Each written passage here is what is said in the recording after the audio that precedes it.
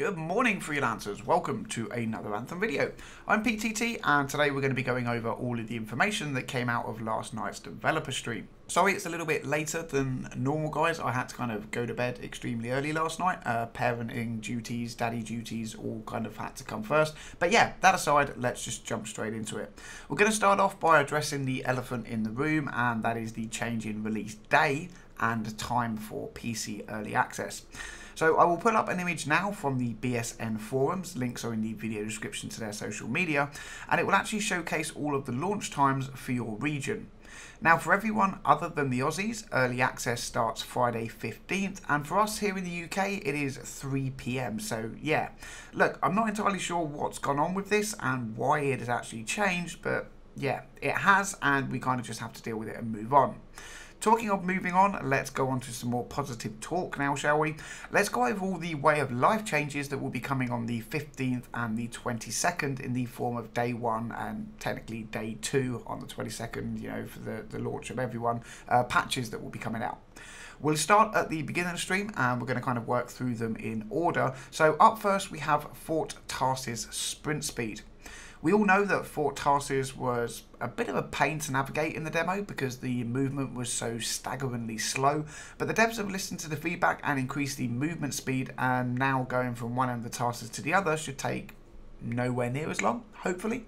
Now yes, personally I think it could be a tad faster, but I get why it is. You know, they want it to feel more realistic. The speed they've implemented does tick both boxes. Quicker movement and realism, so yeah. Look, it's great that they're listening to the community and it bodes really well for future updates and patches. Next then, let's move on to a more simple way of life change, and that is the menu system. Now you will notice in the background footage that Ben Irving is using a controller, but he did confirm the fact that the keyboard bindings for tapping across screens in the menu have changed to Q and E for ease of the player. And again, I think that even little changes like this just go to show that they are indeed listening and want to improve the game directly, and you know, it's all about what the player wants. Next then, we get to see something that we didn't experience in either demo, and that is the Faction Challenges Reputation tab. Now this is something really cool to see, as we now know how the specific factions and reputation system will work. So in the Challenges tab, you will see the Factions sub-tab, and this will take you to a page that allows you to track all Arcanist, Sentinel and Freelancer loyalty levels. Now the factions hold various rewards that can be unlocked, and in the stream we got to see the Arcanist rewards for loyalty level 3. Now it's worth mentioning that you have to be level 10 to start getting these, but you can earn uncommon, rare and epic blueprints for crafting various weapons and gear, and the bronze, brass and copper customization balls used for changing the look of your javelin. Now we can't confirm this, but I think it's safe to assume that all three factions will have their own unique rewards in terms of blueprints and customization bits, and personally, you know, I'm kind of looking forward to grinding out all three factions and completing my collection of various loot. Next on the order list then is some game setting changes. To start off with, they showed off the Hdr Toggle. Now sadly this won't be available with early access, but will become available on the 22nd with the world release. Next we saw a toggle for motion blur and a slider for camera shake. Now personally I had no issues with either of these, but apparently a fair chunk of the community asked for this to be a thing because of experiencing things like motion sickness. So again, you know, it's really cool that they've listened and implemented changes to make the game a better experience for all players. Now they did go on to mention a field of view slider, but that won't be ready for the 22nd, but will come as soon as they can. So yeah, you'll have to wait a little longer for that one, I'm afraid.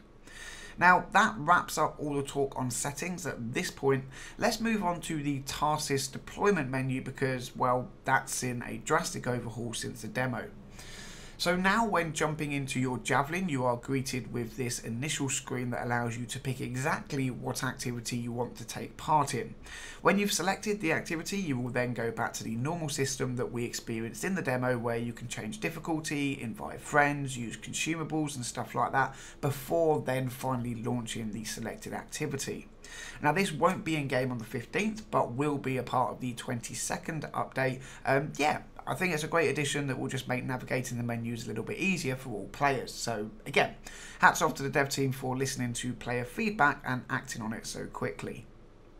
Next then, we get to hear about the changes to Grandmaster, and apparently, although the numbers have changed a lot, it's actually more difficult now, and they've even added in a system that tells you what rewards can be earned for each Grandmaster difficulty and what level gear you should have equipped to complete it.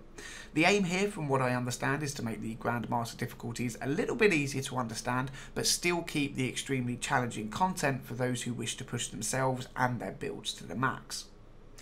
Moving on then, we get to see another way of life improvement, and that is the addition of red markers on your directional bar at the top of the screen to nearby enemies. It's basically there to help you quickly determine what direction the enemy are in that are not on your screen, and yeah, again, it's cool to see feedback being acted on so quickly. Right, up next, let's talk about balancing changes to the Thick Boy, because, well, let's be honest, for a tank he was pretty damn squishy in the demo. So what the dev team have said is that they have changed and rebalanced his health and shields for the early game, because they agreed that when the Colossus had all of his armor and shield inscriptions, he was indeed a tank, but at lower levels, not so much. So they've tweaked the early to mid game with him so that he should be able to do his job a little easier until you get those inscriptions and components in the end game to kind of really beef him up. Now, as someone who only played Colossus for about an hour, I can agree how squishy he was, and hopefully he will now be, well, not so squishy. But we will have to kind of wait and see if the changes they made were in fact enough, or if he will still need some fine-tuning. Next then, let's move on to the whole echo debacle that kind of reared its ugly little head in the demo. Now, for those of you who don't know what I'm talking about, let me explain. In the demo build, there was, well, quite a frequent issue where basically you would get a bit of a dick in the team that would hold on to an echo and not drop it off where it needed to be. What this meant is that you couldn't actually progress the activity. To this end, the dev team have now made it so that echoes will get dropped after being held for a 1 minute timer and then have to be picked up again and delivered to the location that it's required to go to. Now, this is a brilliant change in my opinion, and should actually limit the amount of trolling that other players can do in game. So yeah, great change, and I'm actually happy that this is a thing. Next then, they went on to talk about changes to PC settings, but I have actually already covered these in an earlier video, so I will leave a link to it in the video description down below if you want to check that out. And finally, they went on to talk about the roadmap for Anthem post-launch. Now again, I have covered this in several other videos recently, so if you want to check out all of the information we have surrounding alliances and guilds, the evolving world, etc., then I will leave links in the video description for you to check them out.